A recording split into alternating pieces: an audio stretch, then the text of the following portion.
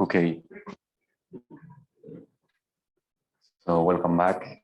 We're going to continue the lecture on the Cuntz Semigroup. So last time I did a recall on how and why this object appeared in the first place. So with this link with the Moreva-Huneman semigroup.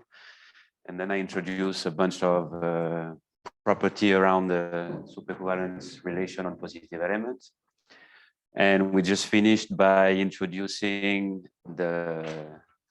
what's called the category of abstract Cuntz semigroup, or the CU category.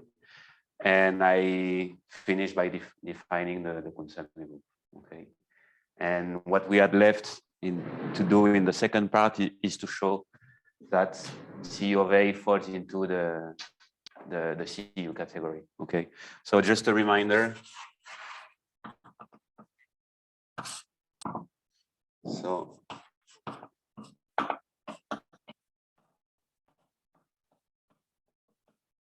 the category CU, I try to make better C. So for abstract Cuntz semigroup is, so objects are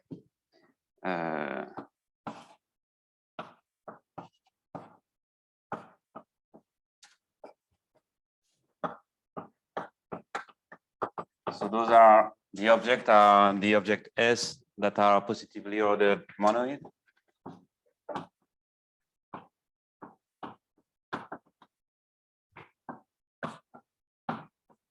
I will write BOM many times. Okay.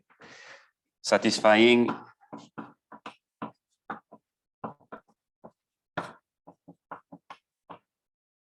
so the axiom O1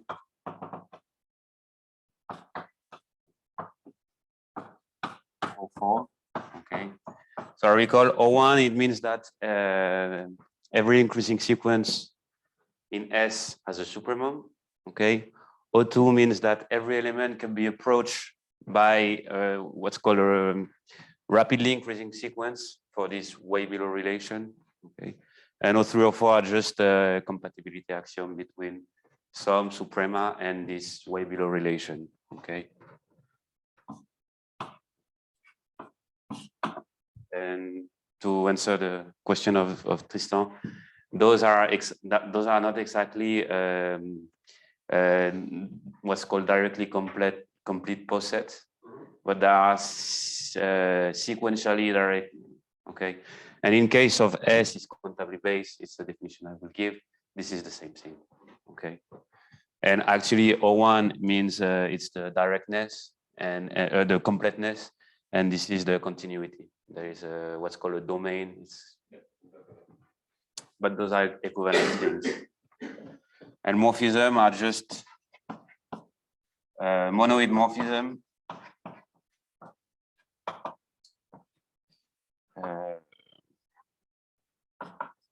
That respect the way below and supremum of increasing sequence. Okay. So the big thing when they introduce this this category, and so maybe I should recall what is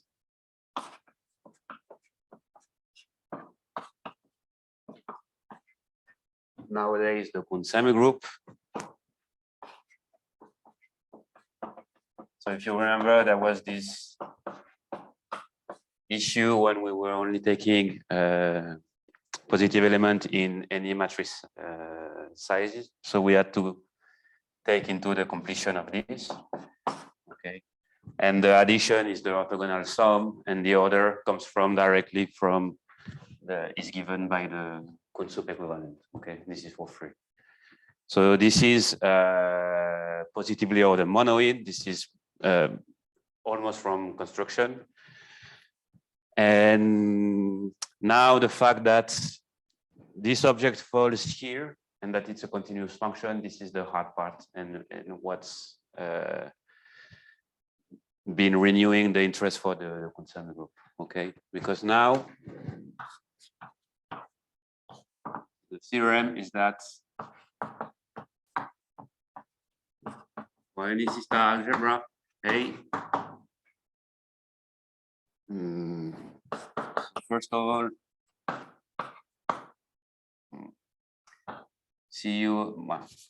okay.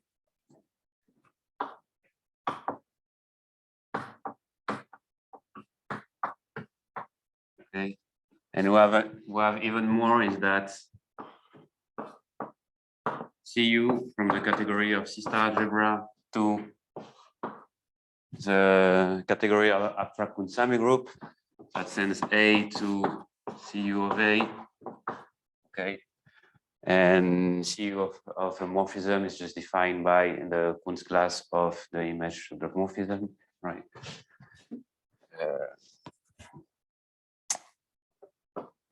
Is a well-defined and continuous functor.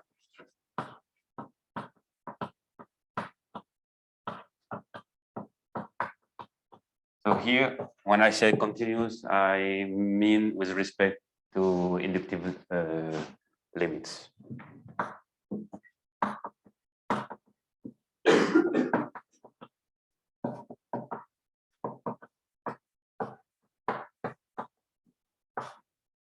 Okay. So this is really long, this is really technical. And so last time I promised you that I will at least try to show the existence of suprema of increasing sequence. Okay. So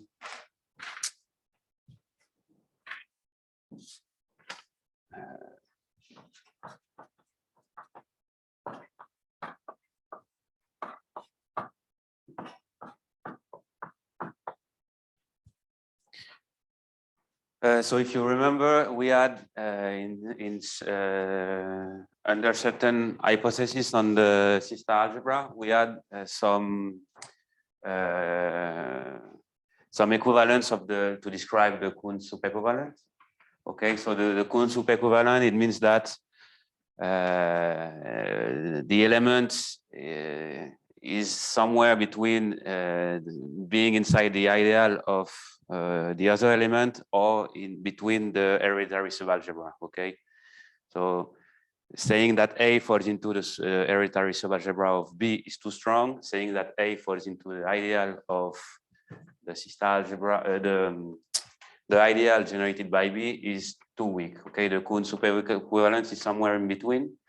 And if you remember, we could say that when I write A equals to X star, the A is superequivalent to B if and only if X star X falls into the hereditary subalgebra generated by B. So this was under the stable rank 1 case. And now we need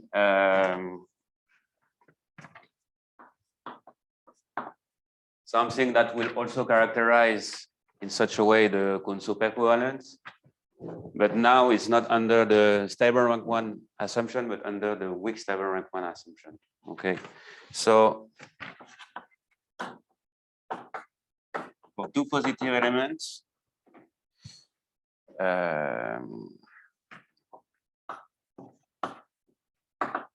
we write that A is contained in B whenever the hereditary subalgebra generated by A is inside the one of B. So this is really strong. And something that is a bit weaker, we write that A is U contained in B if we can find a unitary so maybe A is unital here.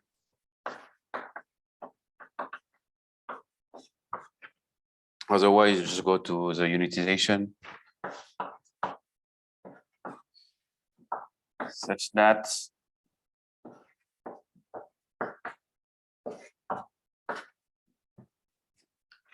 okay. So you take a unitarily equivalent element to A, and it has to, this hereditary subalgebra has to fall into the hereditary subalgebra of the big one. Okay. So usually this is the strongest, but this is stronger than being Cuntz equivalent. But we will see that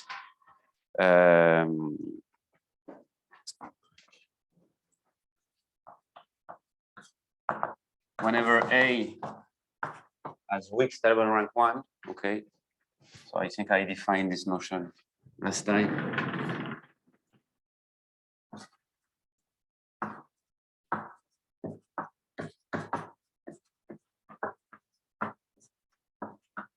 Okay, so this means that the invertible element of the unitization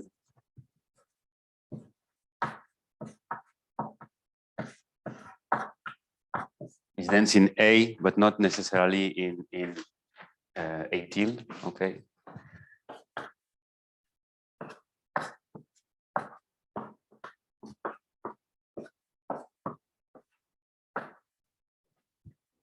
Okay. Yeah. Thanks.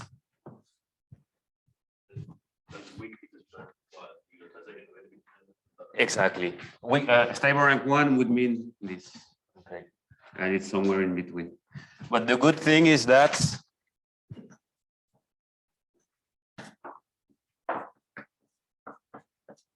this guy always has weak stable rank 1.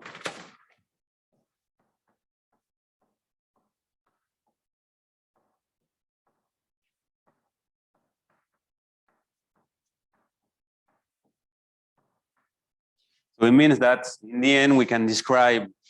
So the point is to take a sequence that is increasing with respect to this superequivalent and show that there is a positive element that is somehow when I go to Cuntz classes is the supremum. Okay.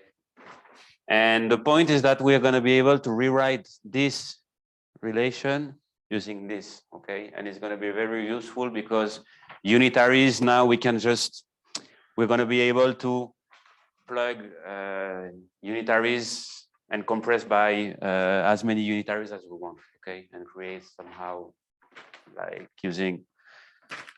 So the proof to prove that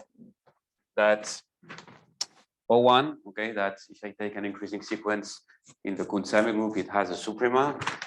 We're going to do it step by step. So the first step is to show that, okay. So we're going to make like strong assumption on the sequence that we choose. And we're going to slowly use the previous result to get a slightly weaker result until getting the result that we want, okay?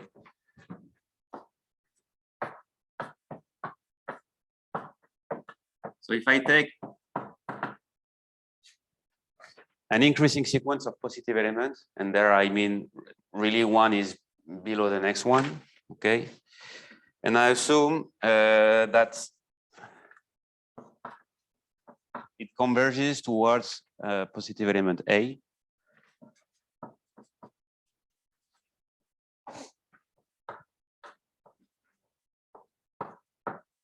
Okay, so here I'm in the best scenario possible. Okay, I have a really strong relation from one element to the other, and I know that there is a limit in null. Okay, then you can show that actually this exists, and it's really equal to the Cuntz class of A. Okay.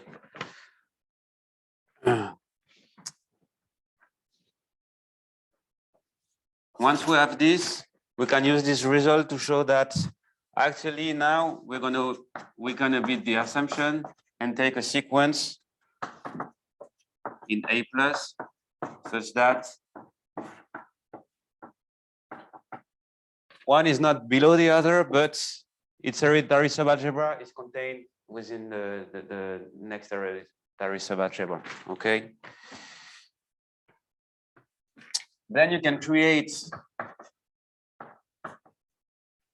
a sequence Bn that satisfies the property of the first one, and that at each stage is Cuntz equivalent to AN. Okay, so there exists Bn increasing sequence towards B, okay, such that Bn is Cuntz equivalent to AN for each n, okay?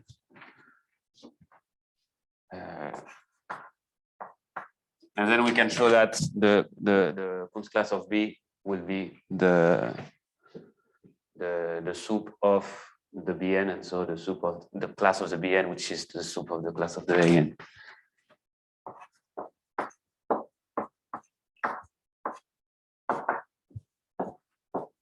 Okay, so to give you an idea on how to create those Bn, this is something similar that I already did when I was trying to show that W of the compact operator admits like this infinite element that made W not continuous. Okay, so this is somehow the same thing. So it's indication you can take Bn to be the sum of the first normalized AK, so K from 0 to N.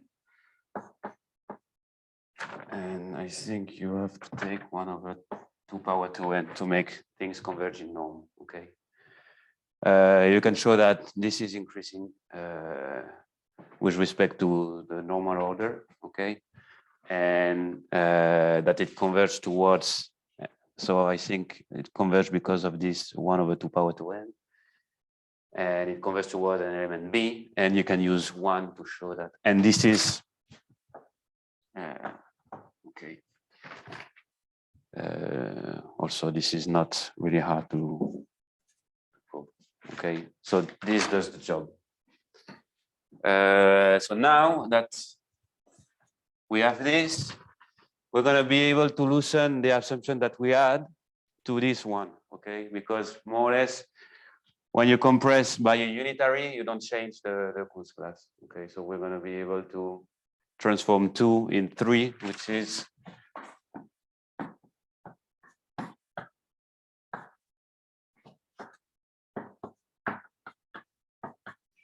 so we have AN is U contained in Bn, AN plus 1. Okay, then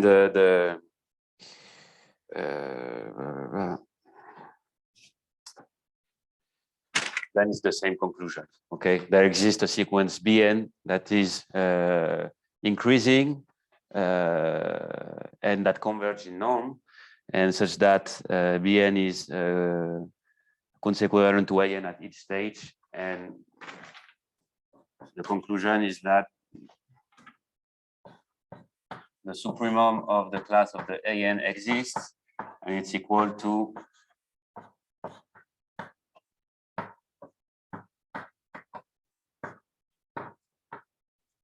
the Cuntz class of the elements that is the limit of our converging sequence. Okay. So now that we have done all this, there is the most delicate part is to go into the general case. Okay. So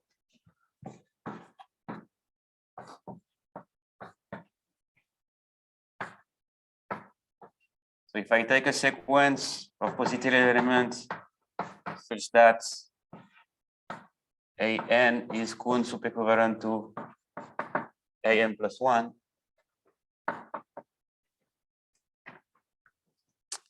so what I'm going to do is every time I was able to create a sequence that I know in the Cuntz picture it had a supremum, but now the Bn that I can find is not exactly equivalent to An. I have this diagonalization argument that tell me that I can only choose someone that will be Cuntz below, okay? But in the end, the suprema will still coincide, okay? So I'm just gonna draw some.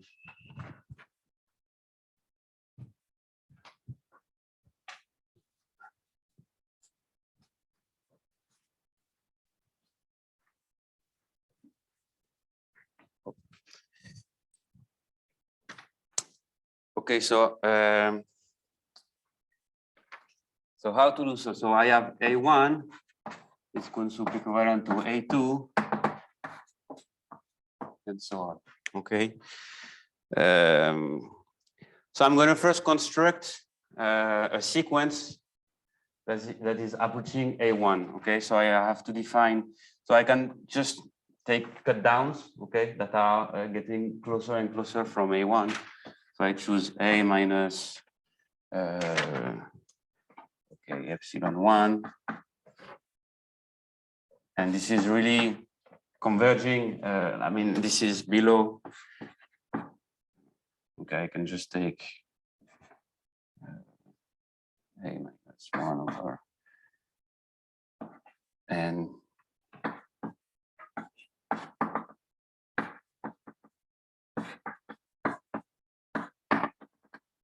Okay.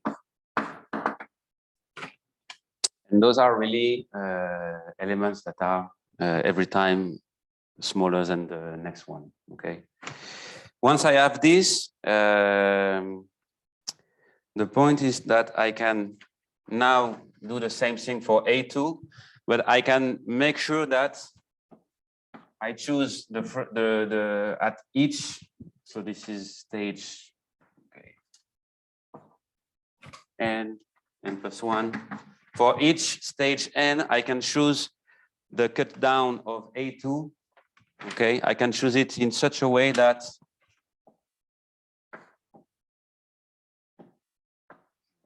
so there are a lot of indices. It should be epsilon 2n. Okay. I can choose the cut down to be somewhere between here and there. Okay, because this is smaller than this, so it's going to be Cuntz equivalent to this. And if I choose properly, but with care, and I can do this for all the lines here up until A2, okay?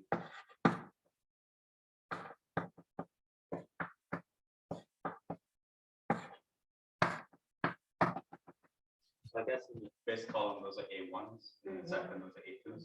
Yeah, yeah. Thanks. Okay.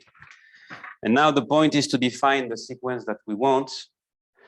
And it's going to satisfy exactly the third thing we proved, is to choose this diagonal thing, okay?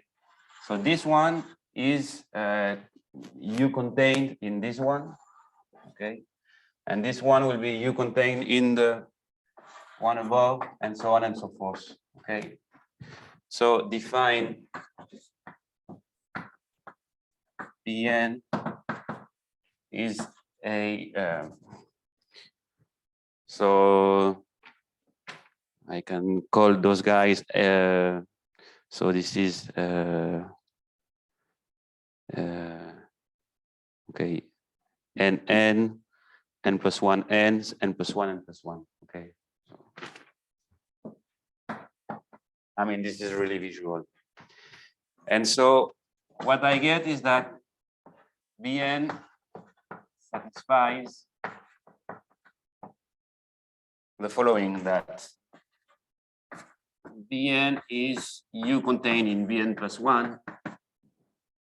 But now I only have that Bn is Cuntz smaller than An. Okay, this is for every n. Okay. And the hard part of the proof. So we know that the sequence, like if I take the Cuntz class of the Bn, okay, this sequence will have a supremum.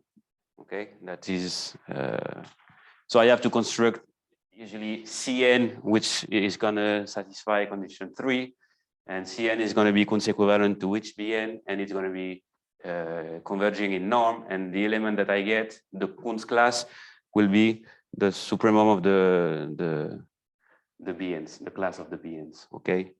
And now, so there is one way that is trivial, but the other way not so much.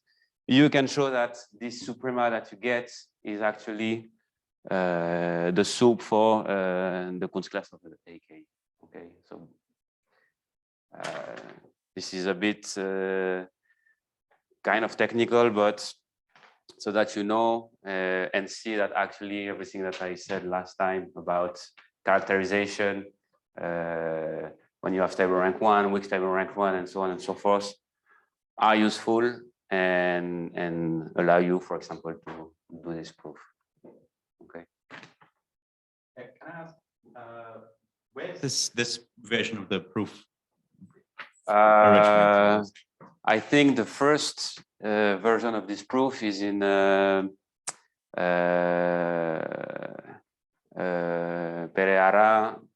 and Tom's K-theory of operator algebra. Yeah. No, maybe they do it with Hilbert. That's what I was thinking. Yeah. They do it with Hilbert. Because this fact that A tensor K has weak stable rank 1, I think I remember like Lionel. I learned this fact from Lionel, but I don't know like where it originates, to be honest. Okay, there is a survey done by Hannes, where he details this proof, but I think I saw it somewhere else before. Okay.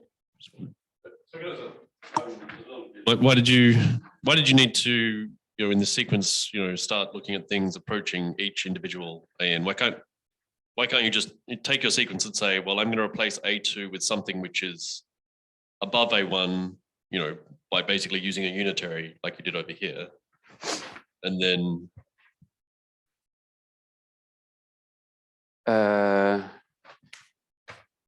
so you want to. So you have this sequence of things, which is Cuntz increasing, right? And you're trying to find a supremum. Yeah. Yeah. So okay.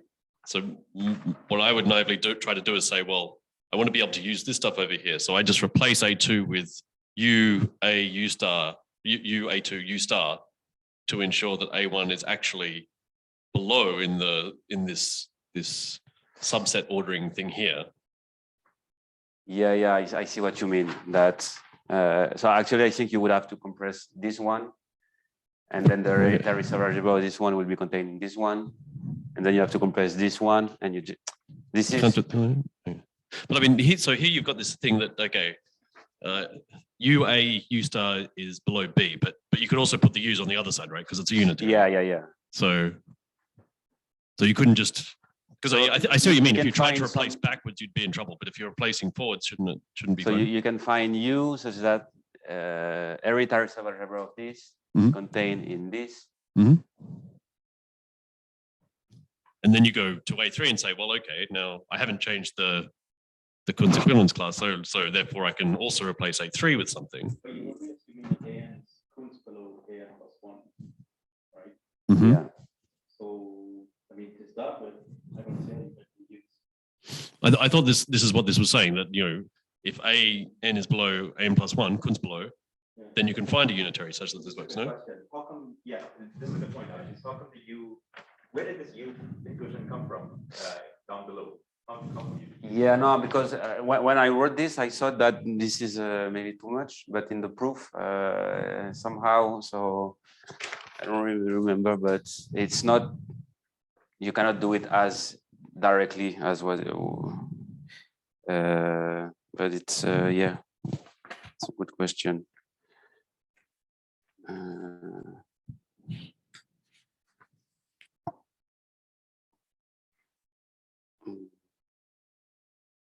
All right. Yeah, that's why. Okay. So there is this thing. It means that the hereditary subalgebra of this is inside the hereditary subalgebra of this. And now this is why I think this is not exactly like this. It's that this is equivalent to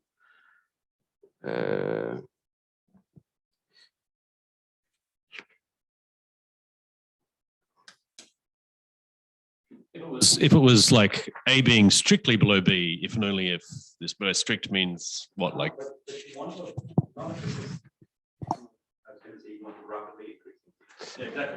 Is it, does A have to be strictly below B for this thing to hold, or no? I think it's Y. So this no, I wrote 2 times the same thing. Like there are 2 slightly different things. Is that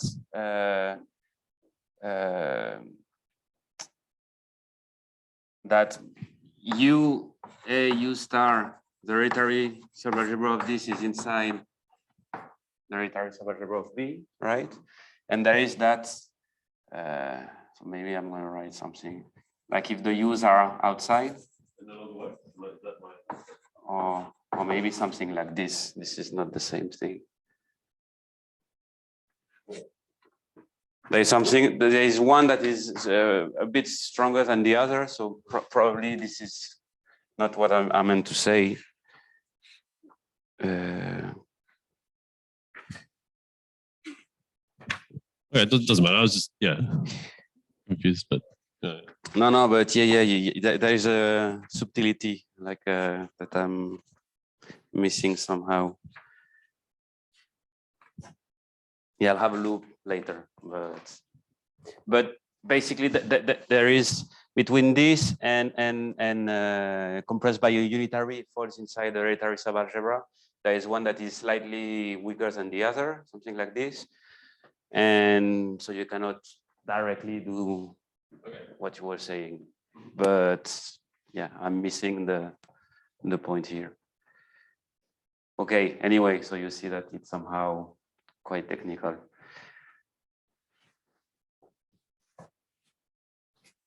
So now that we have done all this and we have a continuous functor, before we go into part 3, I just want to maybe give you some example of Cuntz semigroups, okay? Because I told you that even for AF algebra, it's kind of hard to picture what the Cuntz semigroup is, okay? So for AF algebra, the Murray-Vanderman semigroup is dimension monoid, so it's inductive limit of copies of natural number. So it's something that we can really compute easy. And here we see that even though the Cuntz semigroup of AF algebra have really nice property, and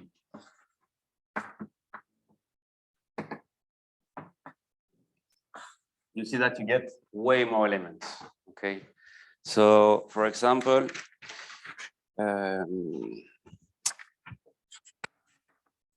Okay, so an algebraic CU semigroup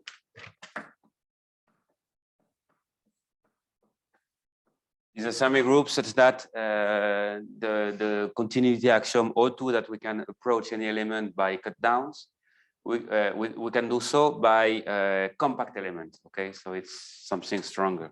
So this is a link that it says to you that you have a lot of projection in your algebra, okay, which happens in the real rank 0 case, or in particular the AF case. So we say that S is algebraic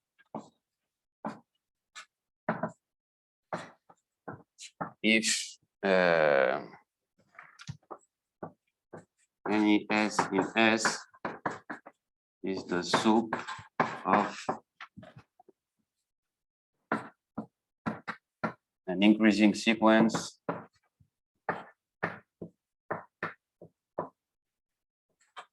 of compact elements.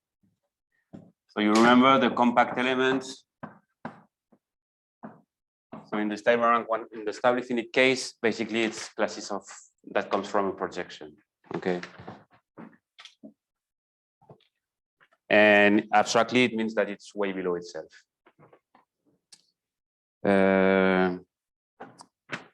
Okay. So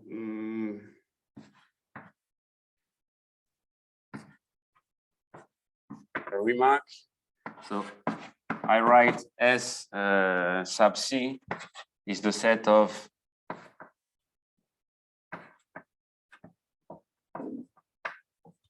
compact elements in S, and this is a monoid, okay? And now we can apply what's called CU completion. So from a monoid,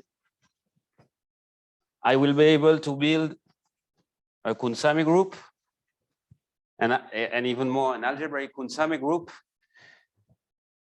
whose compact elements are exactly the monoid that I have in the first place, okay? And we see that actually we have an equivalence of category between monoids and algebraic Cuntz semigroup. Okay, so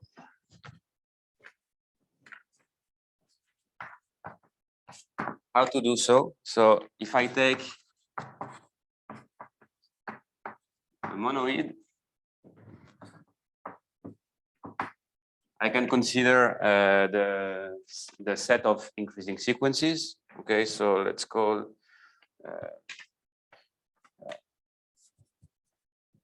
so if I take MK and NK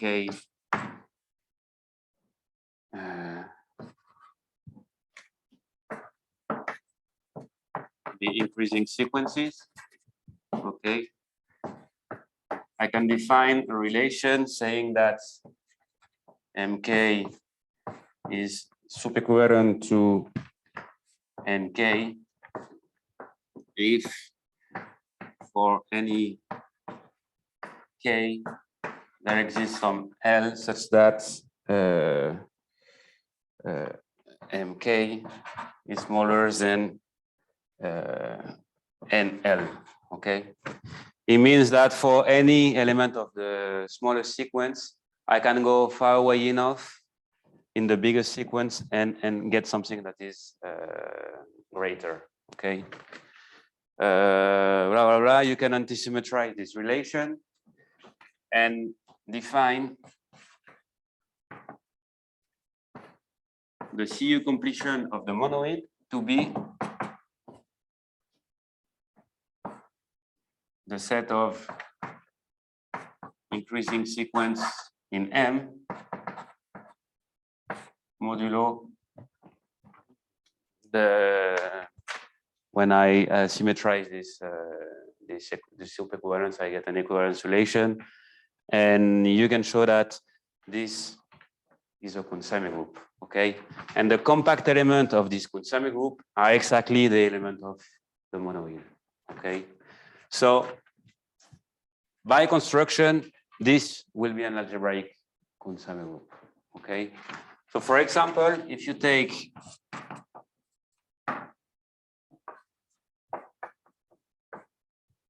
the CU completion of the natural number, when I consider the natural number to be just monoid, okay, with an order, I will get this thing, okay, which is expected. But now this is a Cuntz semigroup, but I can apply the forgetful functor and I still get a monoid. So what happens if I try to apply the CU completion to this monoid? So now this infinity that is not a compact element, okay, will become a compact element, okay, because I have this increasing sequence that has value in the constant increasing sequence that takes value infinity at each stage, okay. This is not equivalent to the sequence of the natural numbers, okay, where I assign to each number its own natural number, okay. So we get that this infinity becomes compact, and I have another infinity that becomes non-compact, okay, that appears in the same way this one appeared. So I have this, which becomes the compact element by construction, and I get this non-compact infinity, okay, that I write like this. So it's just to give you some example. But the good thing about this construction is that it allows us to compute the semigroup of UHF algebra, for example, in a very easy way, because the first computation of this was using a lot of things. And okay, but we have this theorem, okay, that tells us that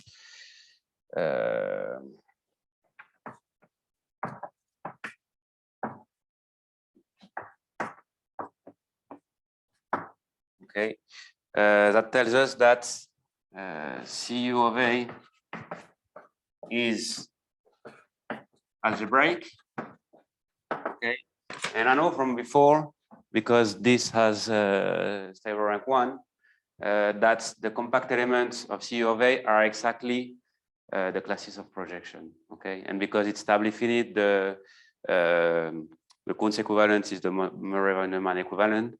So this is that the CU completion of the compact element is CU of A, but now those guys, I know exactly who they are. Okay, there is a identification with B of A. Okay, the classes of projection. So basically, I have that the CU completion of B of A is CU of A. Okay, and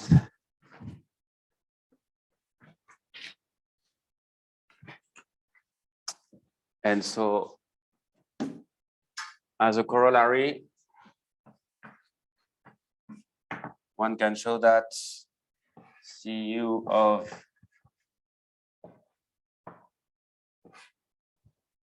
okay, if I don't have, so I take a UHF algebra, and if I don't have an infinite number, yeah, an infinite type. The supernatural number is not of type infinite, exactly. Then it's a bit more complicated to describe, but it's more or less the same line. So I will have those guys, which are the compact elements that come from, you just take the algebraic limit of B of A, okay? So you have a natural number multiplication by P. So you get exactly those guys, which are the K over some power of P, okay? And now I apply this thing, okay? And you can show that this is always dense in R plus, okay? So the non-compact elements that will arise from the CU completion are R plus, and I have to take the infinite. Maybe I have to take out 0 here. Okay, so to rewrite it, it's K over some power of P, okay? So those are the compact elements, union. Okay. So if you do the construction with the increasing sequences, you see that for any real number, okay, you can find by density, you can find a sequence of those guys that will approach exactly the real number that you chose, okay? So we get a nice description of Cuntz semigroup of UHF algebra of infinite type. And if your algebra is not of infinite type, okay, this is a bit, it's not as nice, but you still get a nice description, okay? So does that mean like for something like, I don't know, 1 over P, the copy on the right, which is corresponding to some sequence, is below the one you started with, the 1 over P on the left, right? Like you have 2 copies of these, you know, K over P. Yeah. So I guess the ones on the right are below the guys on the left, the copy. Right? So I think you have the compact guys are, let me state this correctly. Yeah, I think.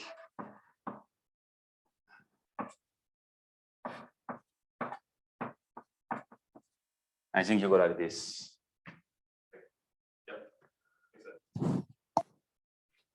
But yeah, there is a.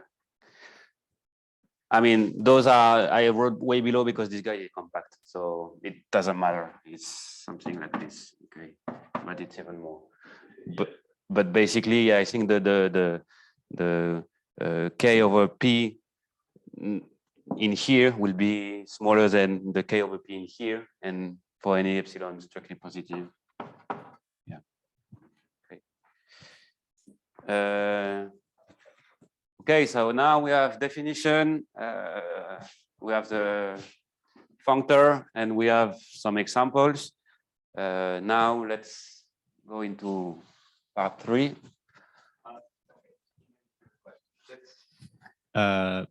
N union a compact infinity, union a non-compact infinity. Yeah. Can this be the Cuntz semigroup of a C-star algebra?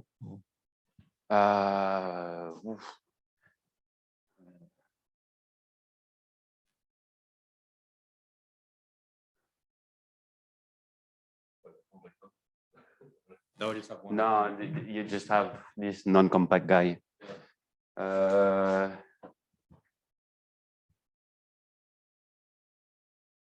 that's a good question.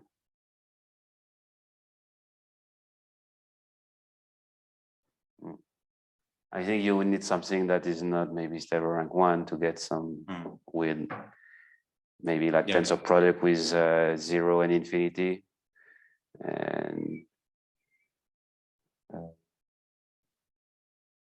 tensor and UHF algebra. Or, it's a good question, but I honestly don't know.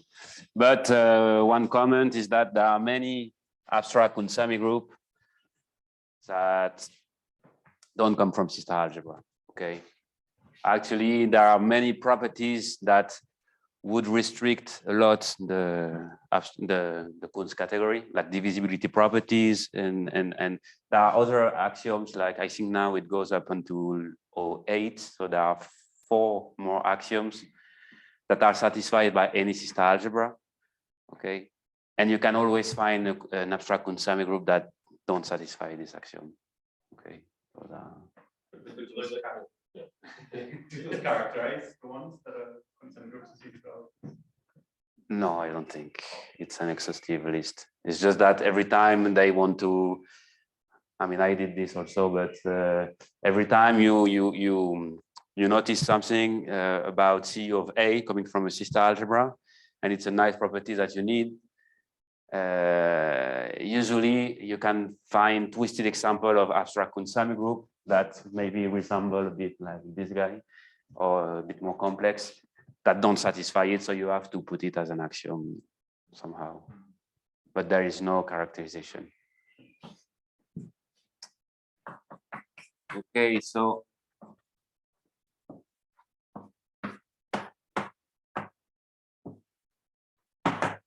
even though it's really hard to compute, so we've seen UHF, we will see CU semigroup of C of X, or kind of we will see other example, but those are the 2 main classes that we know how to compute. This is pretty useful because it captures a lot of information about the C-star algebra. Okay, so it's not only drawbacks, it also have advantage. So about the lattice ideal, about the traces or quasi traces, and most importantly, it was shown right after it was defined as a proper functor. It was shown that in the simple set stable case, this is equivalent to the Elliott invariant. Okay, so you could even recover somehow K1 in there. It's equivalent. In the simple set stable case, yeah. But then the good thing is that you could go outside the simple case, supposedly. But then to get K1, it's a bit more complex.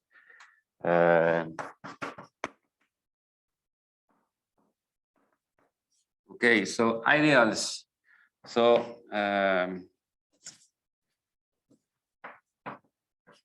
we have a notion of CU ideal. Okay, so if I take a CU, an abstract CU semigroup,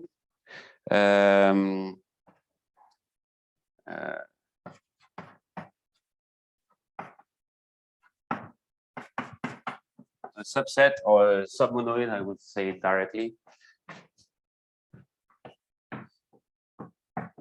is an ideal. It means that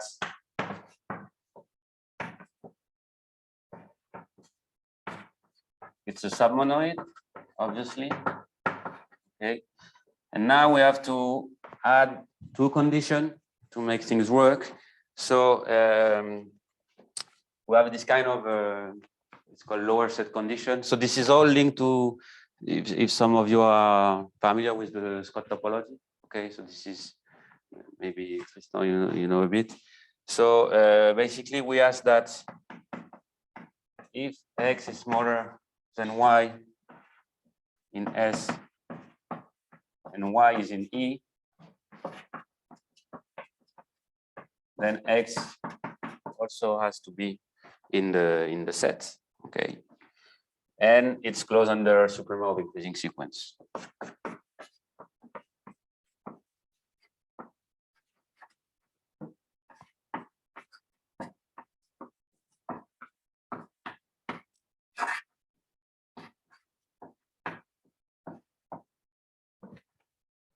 So you can show that E is again an abstract Kuntz semigroup. But the main thing is that the ideals that you can capture in CU of A are in one-to-one correspondent with the ideal that you can capture in A. Okay, so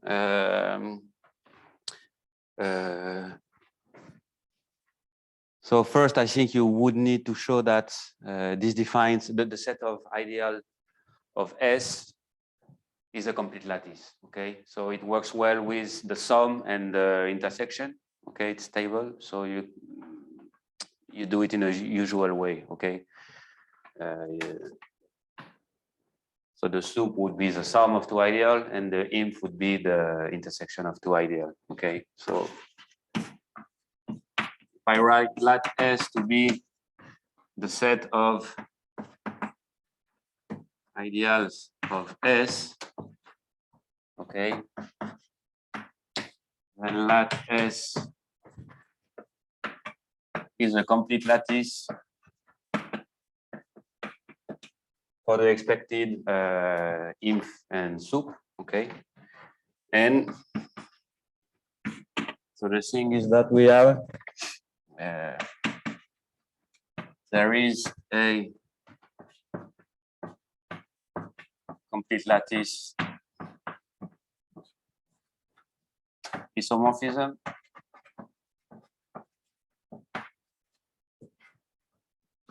between the lattice of ideal of a system algebra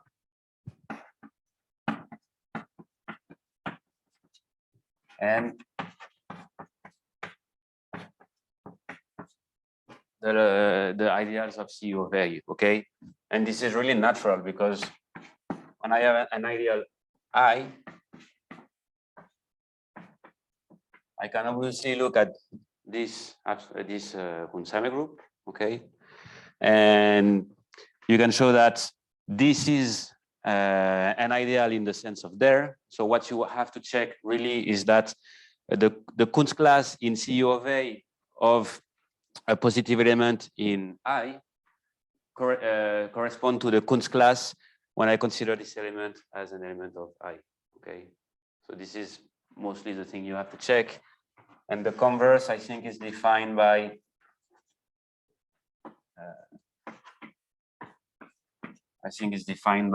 the X in A such that X star, the class of X star falls into G. Okay, I think it's the explicit inverse function.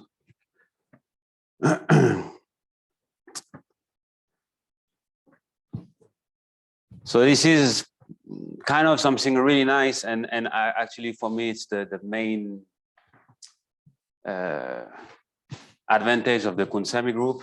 So if you want to go and classify non-simple things using the Elliott invariant, you would have to add K0. I mean, we don't have K1 yet, but the K0 group of the ideals and so on and so forth, and maybe also some order structure between those things.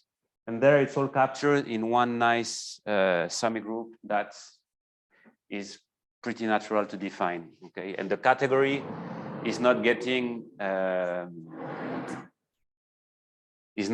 more complicated as you keep on adding things to the Elliott invariant, which is what's happening right now, okay? Now the Elliott invariant classifies some non-simple things, but you have to kind of manually add the information about the ideals, and it makes like a long list of different objects that falls into different categories, and you have to make compatibility axioms, whereas here is just inherent to the structure of the Cuntz semigroup. Okay, maybe I will speed up a little bit.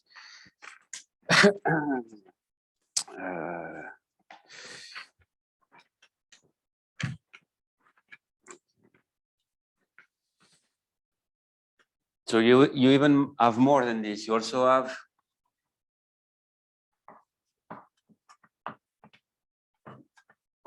quotients. Okay.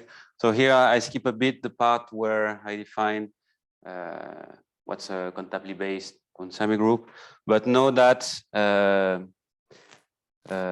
in many cases, and for example in the separable case, this guy has the largest element, and this is equivalent as saying that is singly generating. Okay, so you have an element such that the ideals that it generates in CU of A will give you CU of A. Okay, so this is pretty useful, and okay, this is kind of an analog to being countably based. So you have a dense subset that generates your elements. I mean, there is a whole bunch of results that can be useful. But yeah, I mean, it's all encrypted in there. So quotient will have the same thing that. So the main thing is that CU of a quotient will be isomorphic in the Cuntz category to the quotient by CU of A by CU of I. But I have to define what this thing is first. So if I have S in here, so it's a Cuntz semigroup, and I have the CU ideal, okay? I can define a relation that's between two elements, okay? So I say that one is I smaller than the other one if I can find an element in the ideal such that X really is smaller than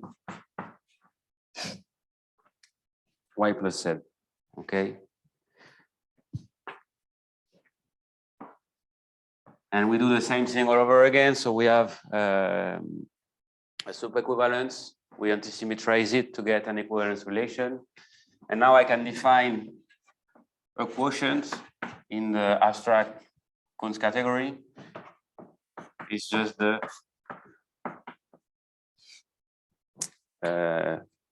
these classes, okay? And you can show that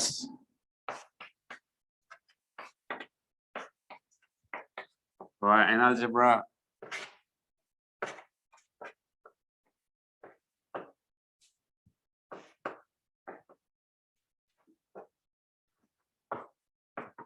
and an ideal of this algebra,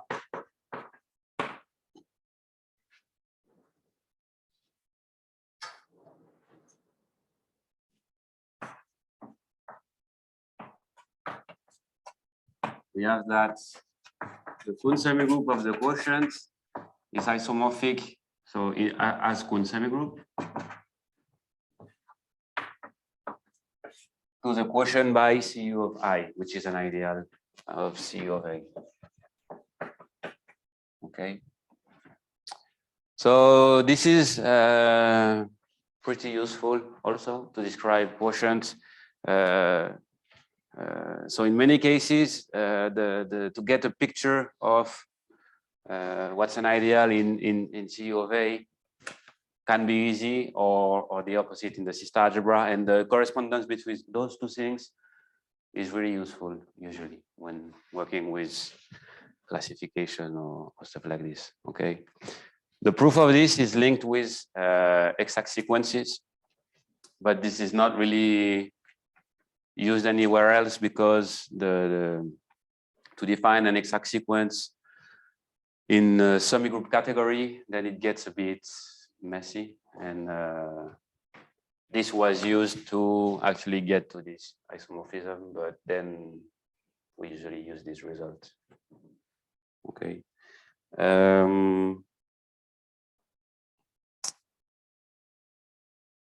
Okay, so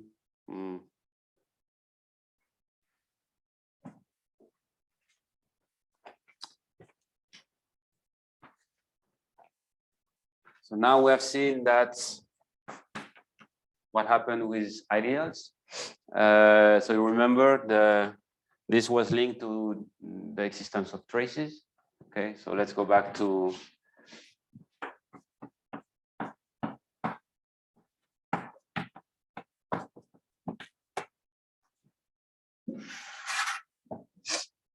so basically we're going to be able to define functionals, okay, which is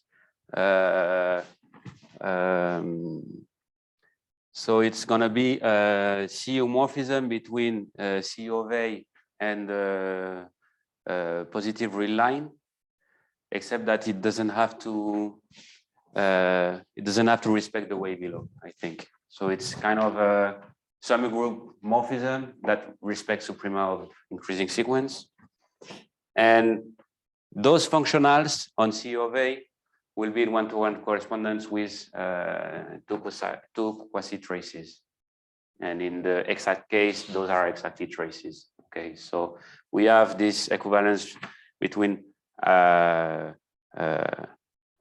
the existence of a functional and having a trace or a quasi-trace. Okay, which kind of wrap up the whole thing. So maybe trace and quasi-traces have been defined 3 days ago in the talk of Rodam. I can redefine, but okay. We denote T of A is the set of maybe I should define what Laurent semi-continuous is first.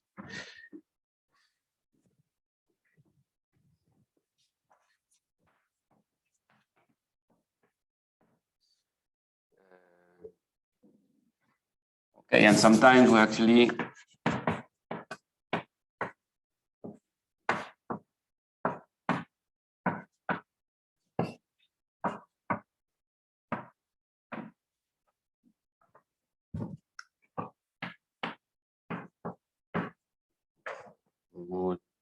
homogeneous map tau positive element to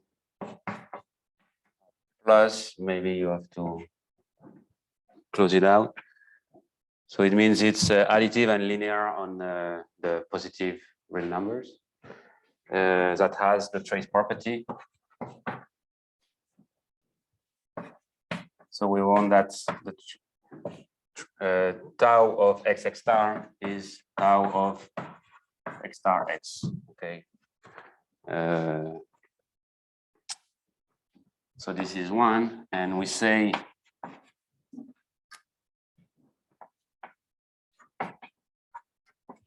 that tau is lower semi-continuous.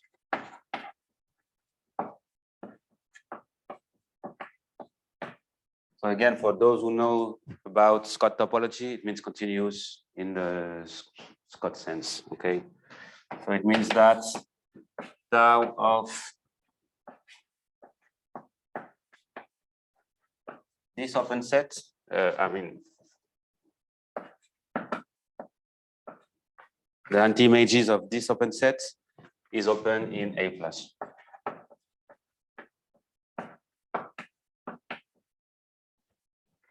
Okay. And so I will denote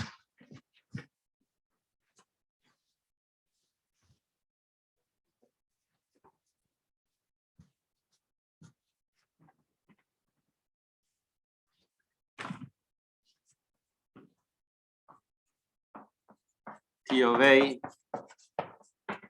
to be the set of lower semi-continuous traces in this sense.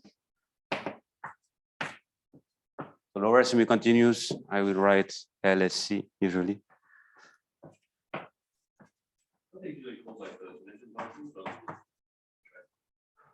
I guess depends on the, but yeah, a trace usually is on the complex numbers, and you have this thing is not for any XY. Yeah, sometimes I don't know. Sometimes I find in articles. And Qt of A is the set of, so I didn't define what it is, but two quasi traces. So it's almost a trace. It's just that we have additivity on commuting elements instead of all elements. Okay, and there is this thing that you can extend to matrices and so on and so forth. So the nice object to consider is two quasi traces on A, which are the quasi traces on A tensor K. Okay, and those two things. Maybe I have to add lower semi-continuous here. Yeah. So this is inside this, and when A is exact, the reverse inclusion is true. And now we define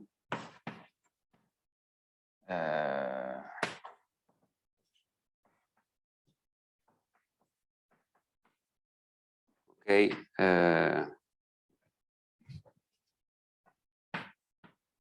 If I have a map from an abstract semigroup S into this Cuntz semigroup, okay, we say that lambda is a functional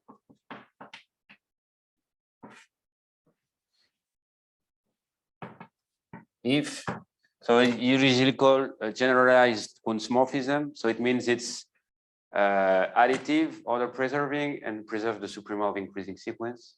But it does not have to preserve the compact containment relation. Okay, if so, basically it's a polymorphism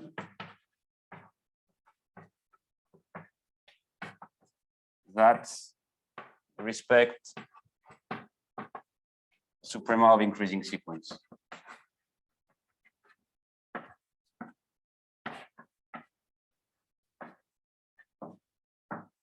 Okay, and it has been proved that Qt of A is isomorphic to the set of functional on C of A. Okay, so we can denote,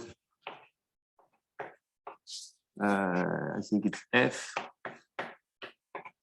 is the set of functionals on S. Okay, and the theorem tells you that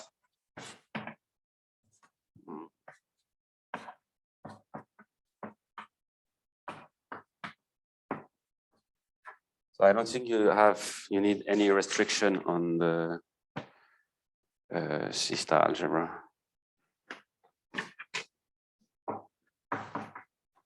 So we have the functional on C of A are in one-to-one correspondence. Then I think that there is a structure on this, so it's a cone, so you have an R plus multiplication and so on. But so this is exactly this, okay? So there is an explicit map and the inverse, okay? So maybe I write it just for. So you to a quasi trace, you can build d tau, okay, and d tau is sending the class of an element A to the supremum of tau of those guys, okay? So this is obtained by functional calculus. So there is many things to check, okay? That is well defined and it's constant on the Cuntz class. But basically this function will somehow capture the support of A, okay, where A is not 0. And this is linked to the measures. And this is why this is the right one to choose. And to lambda, conversely, we define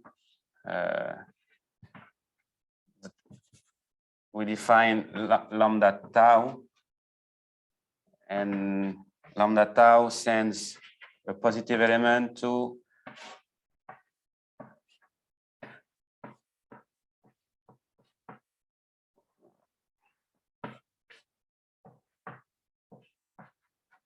I think something like this. So it does the opposite, okay?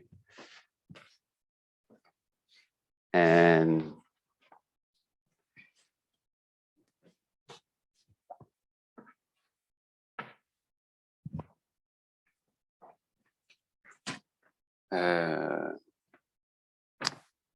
okay, so to go back to Cuntz result, when we are in the unital simple case, then stable infinite is equivalent to have a normalized quasi-trace, okay?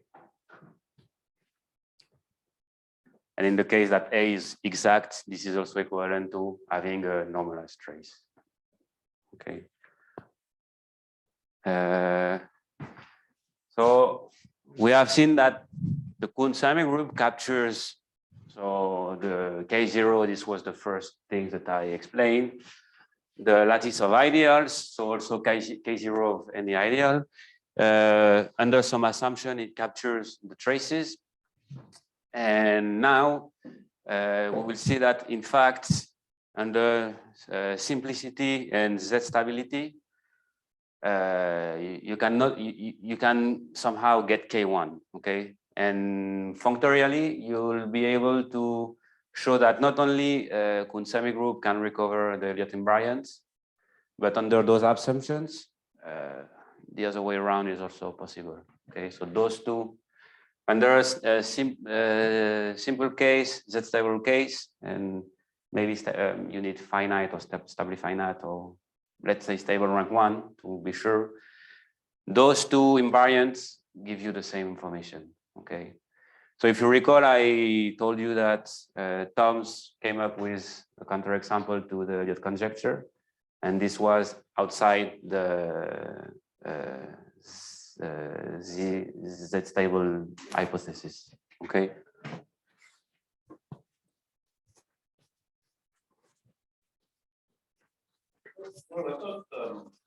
I thought you wrote some papers where you were defining some richer like version of the Cuntz semigroup that included K1. But is that, I guess, that's only needed if you're moving outside Z stable and simple case. In simple case. Yeah. Okay. Simplicity to recover K1 is used from the beginning, like in many places. Okay. So if you want to get rid of simplicity, might be.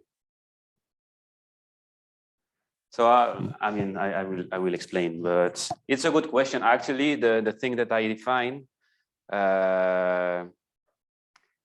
Because it's not exactly the Cuntz semigroup, it's the Cuntz semigroup of your algebra tensored with the circle algebra. Okay, and it's kind of in the flavor of Cuntz formula that K0 of such a thing will be K star of A, because you have K0 and K1 of the circle algebra is the integers, and then you get this direct sum where you have the integer tensor an abelian group, which is K0, so you just get K0, and the other component is integer tensor K1, which is K1. Okay, so this is how you get K1 back, more or less, is using this Kunet formula flavored thing.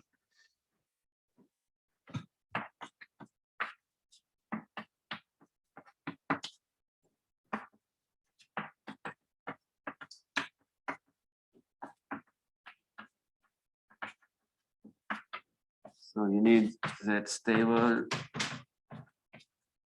simple, and there is a weaker assumption than stable rank 1, but just to be sure. Okay, so this was done by Tikwisis first, and then it was enlarged, generalized by Antoine, Dadala, Pereira, and Santiago. But first, I need to describe. So this was done by Robert, I think, the first one who did this, to describe, or maybe Tikwisis, what does look like the Semigroup of C of X. Okay, so okay, so in here, X is locally compact, Hausdorff, and usually almost all the time dimension is smaller than 1, and sometimes I mean finite at least. Okay.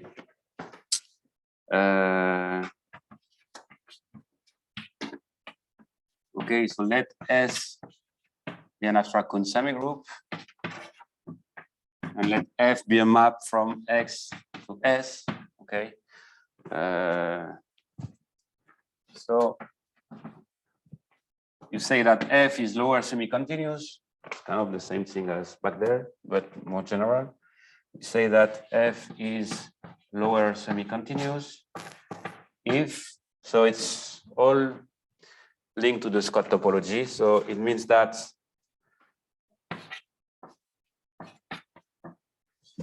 the guys that if for every, so I fix an element here, okay, and I check the antecedent anti-image that are sent strictly above in the compact containment sense. Okay, so I take all those anti-image such that their image is compactly above than the guy I fix. Okay, so if you recall, in this Kuntz semigroup, the compact containment is exactly the strict order. Okay, so we end up in our feed because we ask that the anti-image of the guys that are strictly greater than some real number fixed, which correspond to S here, is an open set. So we're going to ask that this is open in X. Okay.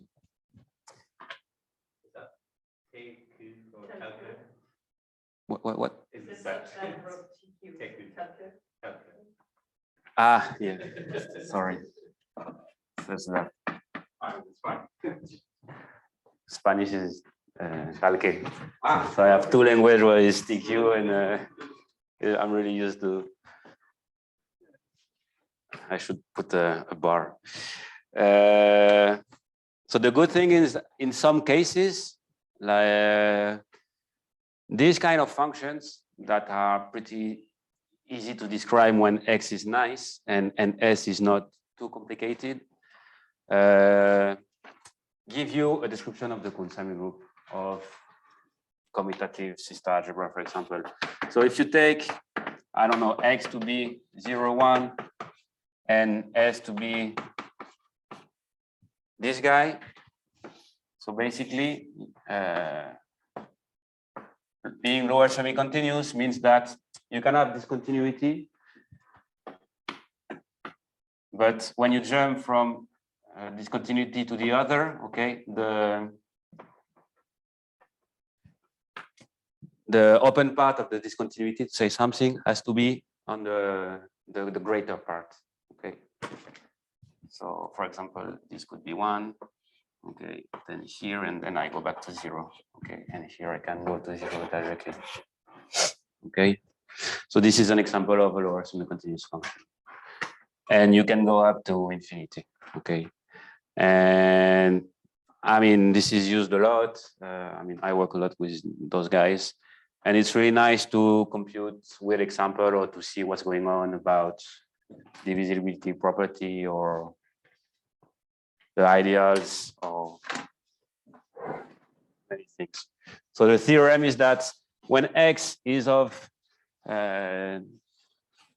dimension smaller than 1 and is locally compact Hausdorff, and A has separability, stable rank 1, and either simple or what's called no K1 obstruction. It means that the K1 is trivial for any ideals. Then you can describe Cu of C of X as a lower semi-continuous function over X onto Cu of A. Okay. Okay, so the theorem is as follows. So X is as before, and let A be C-star algebra.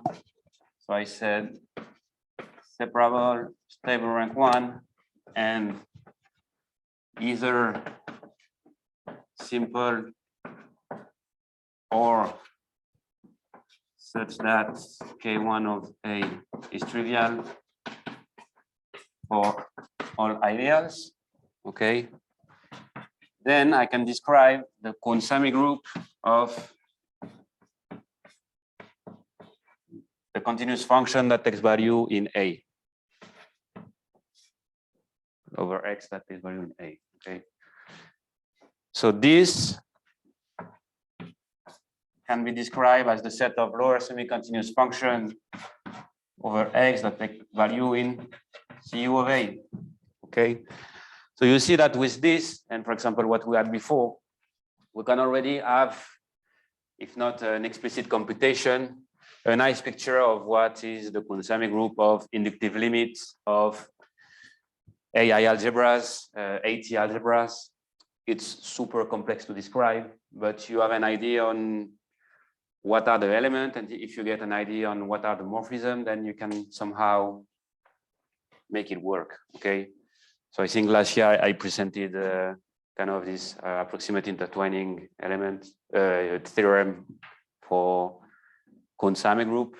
And so if you have rather nice algebras in your inductive system and the morphism can be described in a nice way, maybe you're not able to compute the limit, but you're able to work, okay, and to see if the limit is isomorphic or not, and so on and so forth.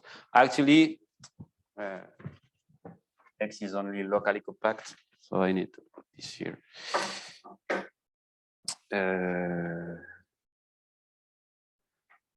Okay, so now the point is that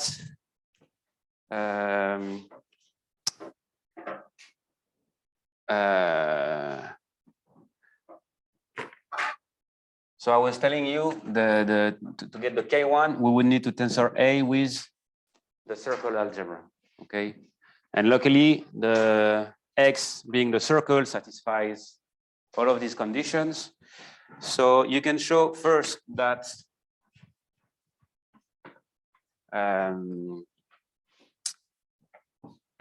if A is simple and I need separable stable rank 1,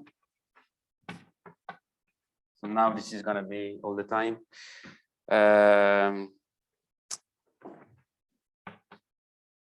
There is an isomorphism, and here simplicity is already being used. So Cu of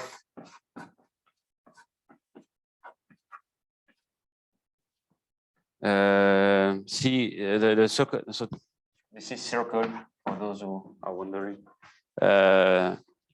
The circle algebra tensor A can be described as So Murray-Vanderman semigroup of this algebra.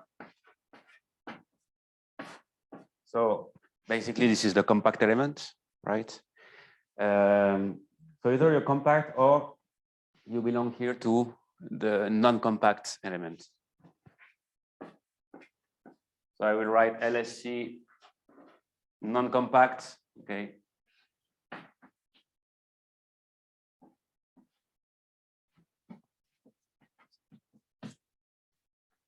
Okay, so here,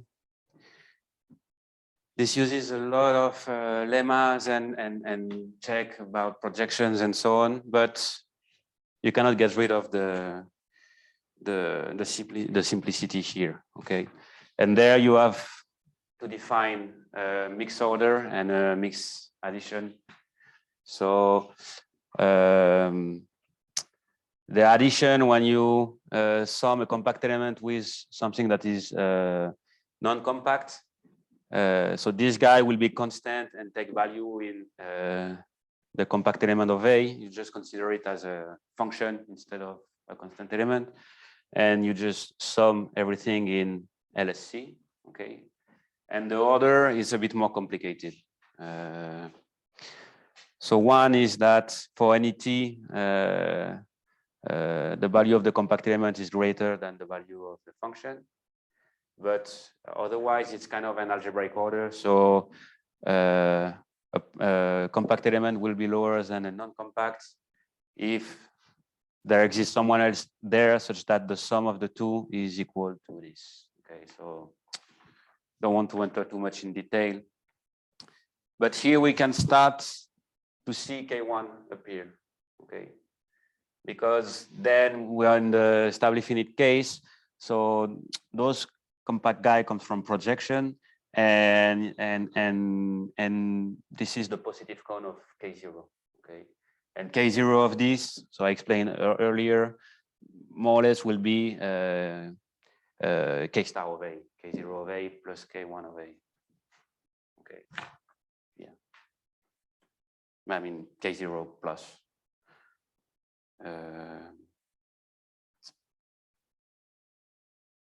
Okay, but to get this picture, we need cancellation in there. So we need the Z stability, and we need cancellation of full projection. So we also need the simplicity again to be able to describe this as V of A times K1.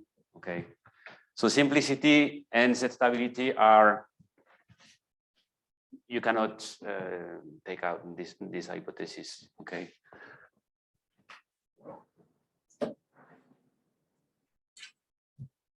So theorem, if moreover A is set stable, okay, so it is still simple, separable, stable rank 1, then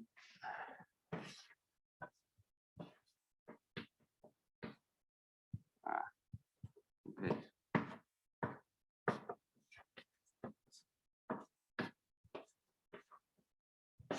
So you have this thing, so you have to, for some reason, take the 0 out, because the element that would be the projection 0 and K1 of an element is not. So basically, it's the ideal generated by 0 will have trivial K1. So that's why we take it out. And then we just take classes of projection in A, but 0, tensor K1, okay? So behind, you can think of it as the Kunet formula, okay? Modulo technical details. 3. And obviously, we still have those non-compact guys that lies around.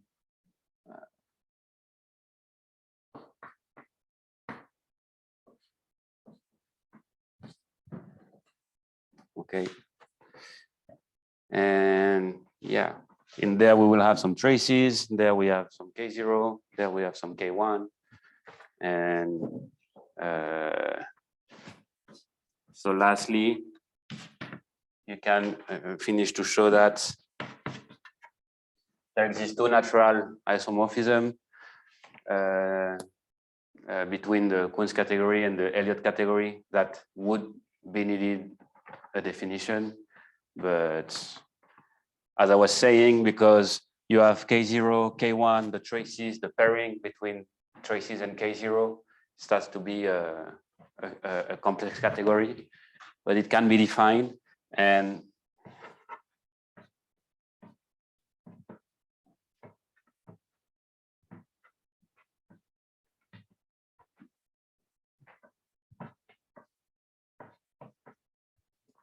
so we have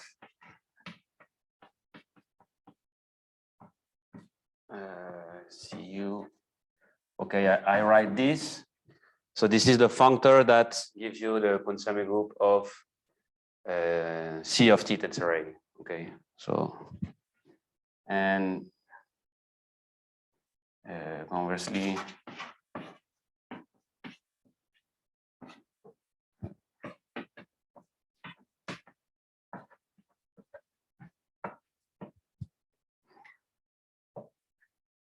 A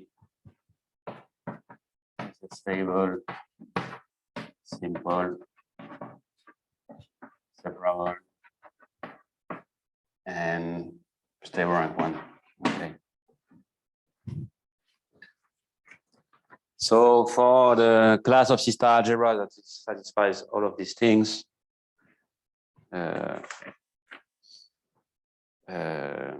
this is exactly what happened.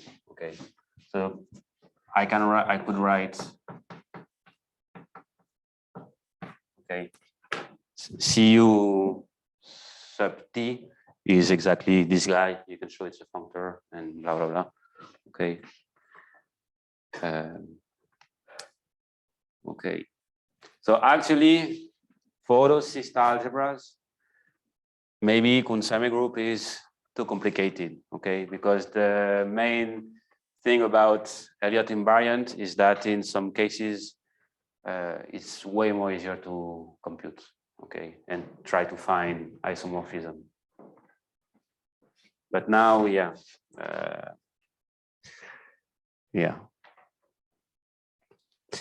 So we will see something that, no, this one, sorry.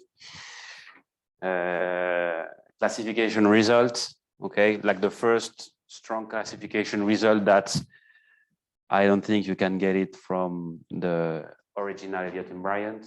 It's done by Robert, and he classified all inductive limit of what's called NCCW, so it's non-commutative CW complexes. So I will define those. And this will be all.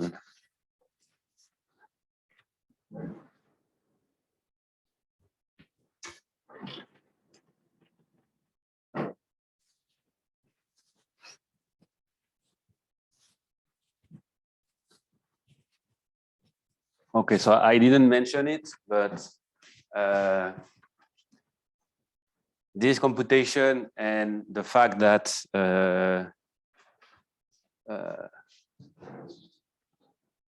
this theorem is true, they had first to study pullback structure, okay? And in some nice cases, so mainly those hypotheses, CU passes pullbacks, okay, which is somehow pretty useful, and it's going to be used here. So for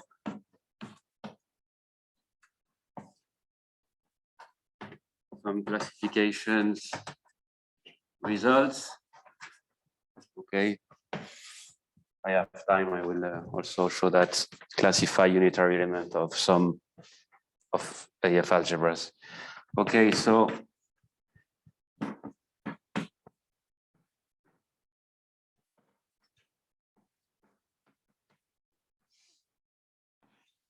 what are those guys? So those guys are defined as a nice pullback. So basically you get continuous function over the interval that takes value into some finite dimensional system algebra. And you want them to have some restriction condition on 0 and 1, okay? So for example, you can, like the first example of this is to obtain the circle algebra using the interval algebra, putting the condition that value at 0 and 1 has to be the same, okay? And then you can generalize this to, so non-commutative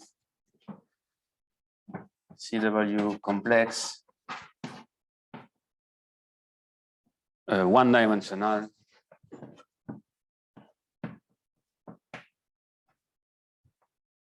so I will write NCCW1 from now on is a pullback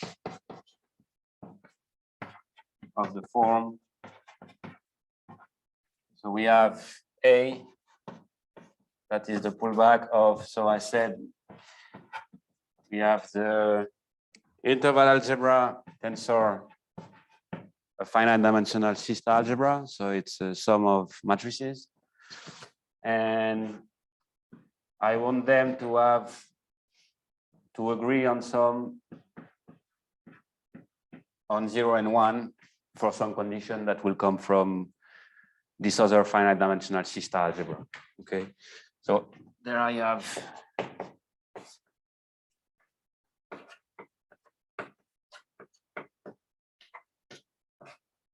okay, and so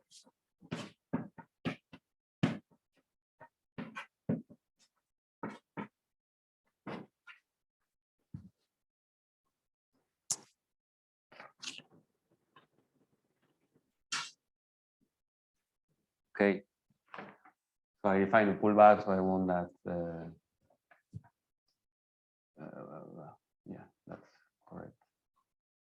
Okay, so if you want to build a circle, you take F to be the complex number, E to be the complex number, and you send F0 is the identity, F1 is the identity, and you require that the evaluation on 0 and 1 is this lambda, okay? And you can build like some circle of dimension 2, 3 that you require that only when you evaluate on the one-dimensional projection, they agree, but maybe on, you can build many system algebra with this, okay? And there are usually, I mean, they have table rank 1, they're separable, they're not necessarily unital, but we can compute many things about them. So they're K-theory, they're Cuntz semigroup. So if I, so K0 of A, K1 of A, and Cu of A are computable, okay? So K0 of A will be the kernel of some abelian group morphism that comes from those two. I will explain. The K1 will be the co-kernel. Okay, so alpha and beta are, so it goes from K0 of E to K0 of F, and it's K0 of phi 0, okay, and beta is similarly K0 of phi 1, okay. And here, all of those are finite dimensional, so you get a copy of the integers, okay. So those are really nice. I mean, you can, if you take rather simply nice abelian groups, you can build a system algebra that will get the K-theory you want. Okay, so you can play around with the size of the matrices, the direct sums, and do pretty much whatever you want.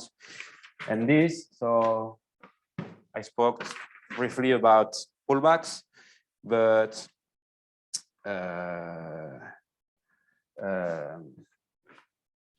you just compute naturally what would be the pullback in the semigroup category.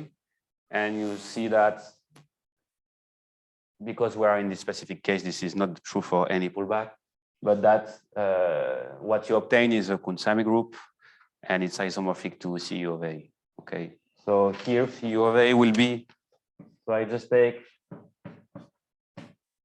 now I know that this from the theorem there is just lower semi-continuous function over the interval that takes value into direct sum of natural number, okay, with the infinite. But this is really easy to describe. And so I will have such a function, and I will have, so here it's the sum of the completion of natural number. So I take an element there, and I just want them to agree through the morphism that I obtain from those. Okay, so is those pairs. So the first one belongs to lower semi-continuous function over the interval and takes value into CU of F. But again, this looks like direct sum of natural number. Okay, so it's pretty nice. And this other one lives in, the B lives in CU of E now. And I want that F of 0 is CU of P0 of B, and F1, okay, is CU of P1 of B, okay. So same in, you can play around and get some nice things. So for example, if I look at prime dimension drop, it's called. So I think that they're useful in the construction of the juncture algebra. So those are, you take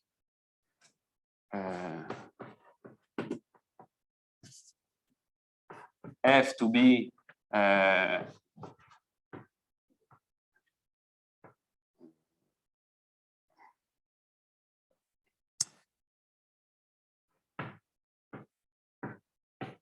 F to be the tensor product of two sizes that are coprime. I think they have to be coprime. And E to be the direct sum of those two matrices size. And basically what you ask is that on 0, this is Q copy of whatever matrix you have here. And on 1, you ask for it to be P copy of this one. Okay.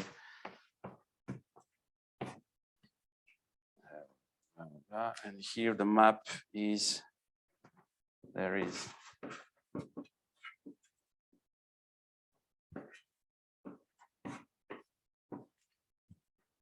and okay, P0 is sending lambda mu to lambda tensor 1 over Q. So you put Q time in Q blocks of lambda and the opposite for 1. So it's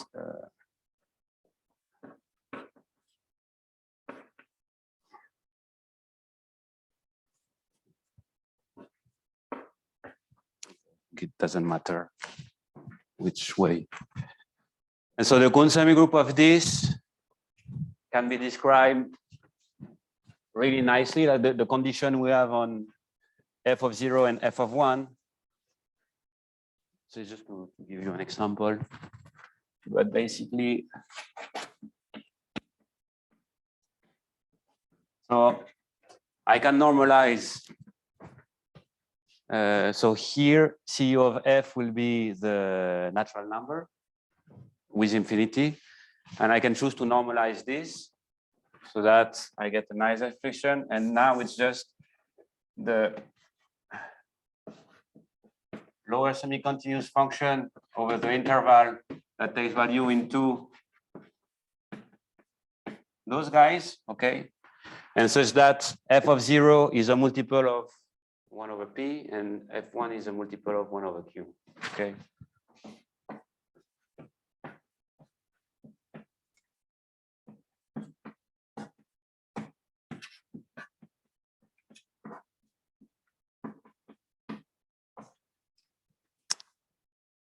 Okay. Now the big theorem is that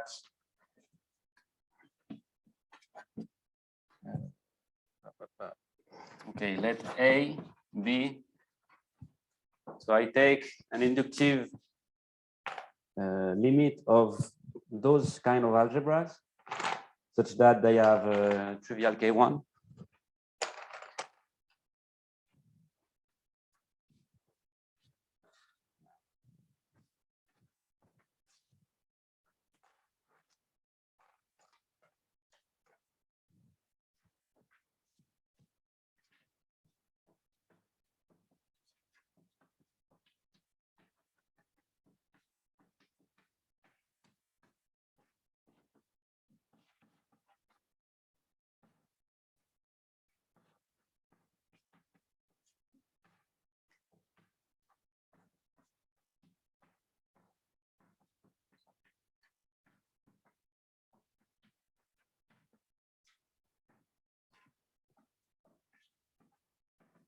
Okay, I put unital, but it's true. Even in the non-unital case, you just need to take what Leonel defined in his paper, which is kind of a unitization of the Cuntz semigroup. And I take B to be any table rank 1 C-star algebra. Okay. Then I have this classification of homomorphism, okay, which is stronger than classification of C-star algebra. So the theorem could be stated like this. So I have that the star home between from A to B up to approximate unitary equivalence. This is the same thing as, I mean, it's isomorphic to the Cuntz morphism from CU of A to CU of B. Okay. So what it says is that for any CU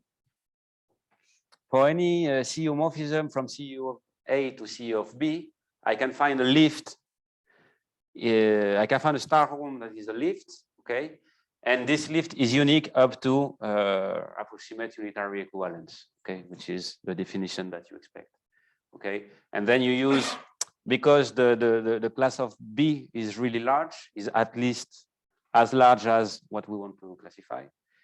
You can use like I mean, easy no, but well-known intertwining arguments done by Elliott for K0 group. It's kind of the same thing to show that CU classifies those guys. Okay, so if CU of if you take two of those, A1 and A2, that has isomorphic Cuntz semigroup, then they are isomorphic. Okay.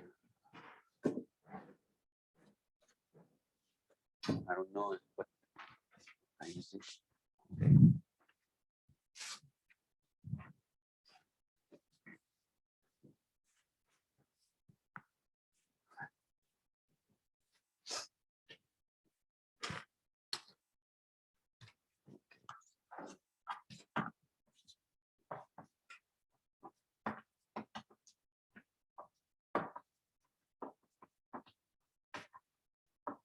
See, you classify inductive limits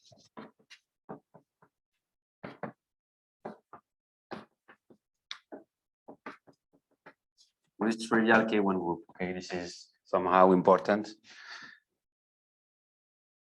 and unital, but this is less important. Okay, this could be somehow okay.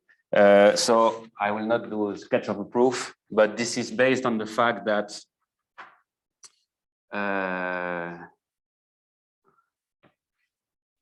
CU classifies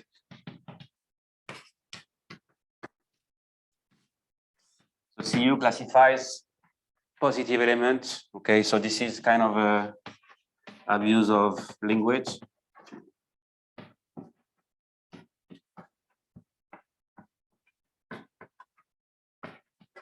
So if I take a C-star algebra with table rank 1, so I need table rank 1, any positive element, so this I said it last time, gives rise to a star home. Okay, so you have this. This is in one-to-one correspondence with this star home from the half-open interval into A that takes the identity to A. Okay, and the rest is obtained by functional calculus. Okay, and so this was a previous result saying that when I say CU classifies positive element, it means that it classifies such homomorphisms.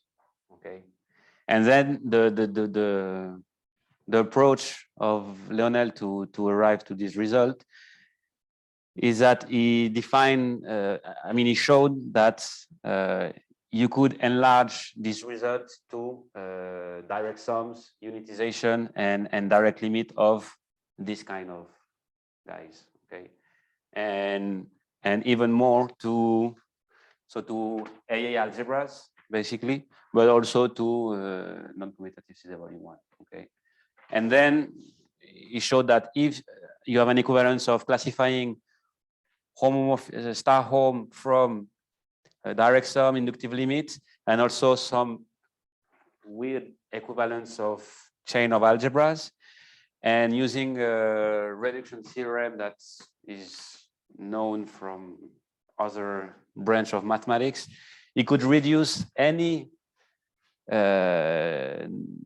non-commutative CW1 that has trivial K1. So this is why it's important. You could link it with this algebra. Okay, so everything reduced to one algebra that we know.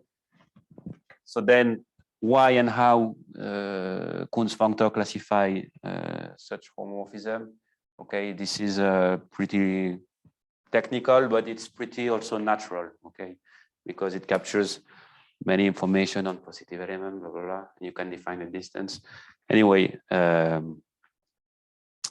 and we have this nice classification result. Okay, and then I let you go. There are two more classification results. So one is that Semigroup classify commutative C-star algebra. Okay, and this is because it captures. So here, this result is based on the fact that it captures a lot of information on positive elements and commutative C-star algebra. Maybe you have some condition on those, but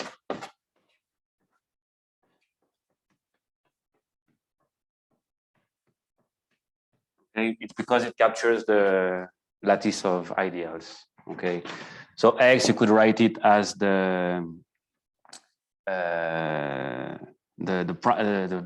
is a one-to-one correspondence. Each point gives you a maximal ideal or prime ideal, and the prime ideal could be described as the spec on the lattice ideal. Okay, and you do like few lines to get from here to there. I mean, from here to there. Okay, and lastly, CU almost classifies unitary element. Okay, but now for so here it was positive element of any stable rank 1 C-star algebra, but therefore unitary. So it's going to be star home from, instead of the interval algebra, it's going to be the circle algebra. So there you don't have trivial K1. So outside the AF class, there is no hope. You need to have something that has a K1 flavor also. But for AF algebra, they have trivial K1. This is almost true in the sense that we only have unicity, and existence is not proved yet. Okay, that's it.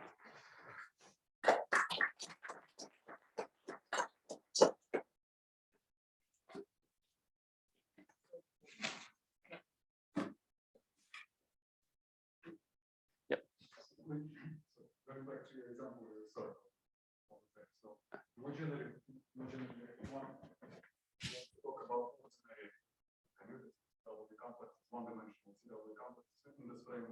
then F will be in charge of one cell set, right? So is F going to be just a direct product of as many copies of C as there are one cells?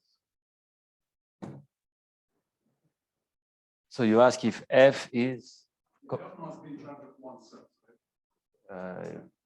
Yeah, I mean, what you call cell? A cell and a closed Yeah, but if you have a direct sum there, you have kind of two interval algebra. I don't know if this is what you ask, but yeah, I mean, yeah, so F basically counting the number of cells. Yeah, the number of one cells. So yeah. E then would be responsible for E is something like gluing. Exactly. E is the glue map between the cells. Yeah. Right, so then for one-dimensional Fidelity number, it's basically one not to be by one. By one. So is it possible to read the low sum from this set? So let's say more concretely, let's say we have a figure eight. Yeah. So then the pi one for this guy is going to be the free group on two, the free group on two generators, right? So if you write, so what would be the corresponding diagram? Here, so I guess you have this would be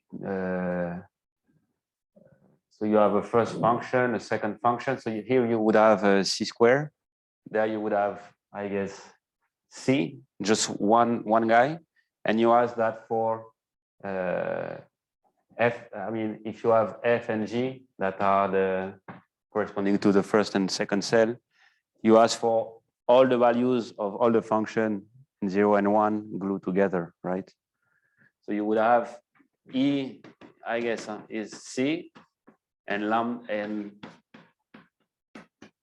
and this lambda appears 4 times, right? In C squared, right? And you would obtain that. And so you could compute K1, K0. Yeah, well, I was asking what the actual fullback of this diagram. Then it would just be continuous functions, I think. Yeah.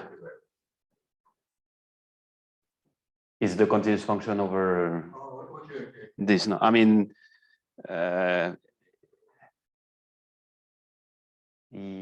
yeah. I mean, I don't know if you can define like such a. I don't know if it's like if you define X to be like using CW cells, and if it's C of X or. But it's for me, it's the pairs of function F and G, such that F0 equal G0 equal F1 equal G1, and that's it. And one can identify this is the actual output of function. Okay. Okay, so yeah, but the pullback will give you exactly this, yeah. Okay, so the premise of the definition is obviously what we do not kind of say. Yeah.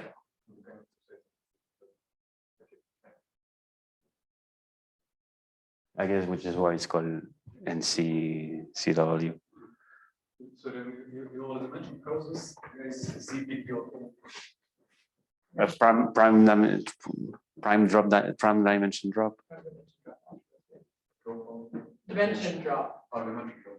Because you ask, so if you have a certain size of matrix, and you ask that at the extreme points, the dimension drop, and it's not dropping from the same way on one side and the other. You want it to be prime so that there's no projections apart from 0 and 1 in the dimension. And I think you use those to create some object that then you use to create a Jiangsu, if I'm not mistaken, something like this. That's correct.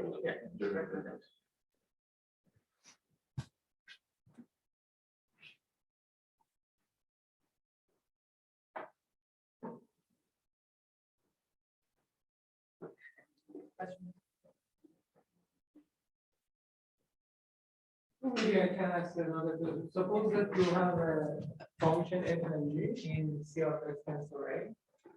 And then suppose that at each point f of x is constant equivalent to g of x in A. Then can you say something about the constant group in C of x tensor A?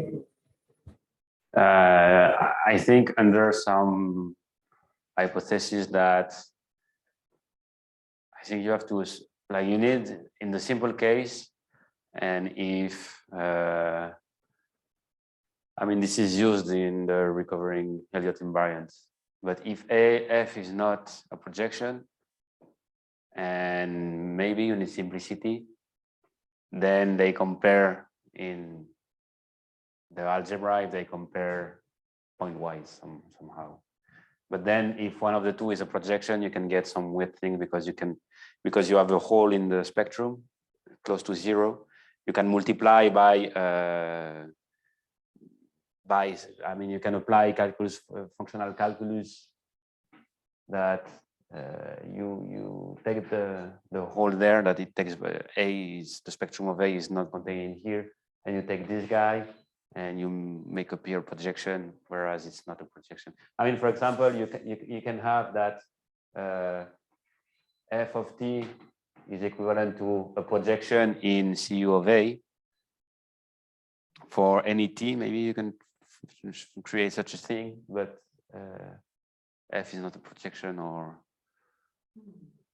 the other way around. But it's not, usually it's not trivial. You cannot only compare component wise, like on any point of x, to know what's going on.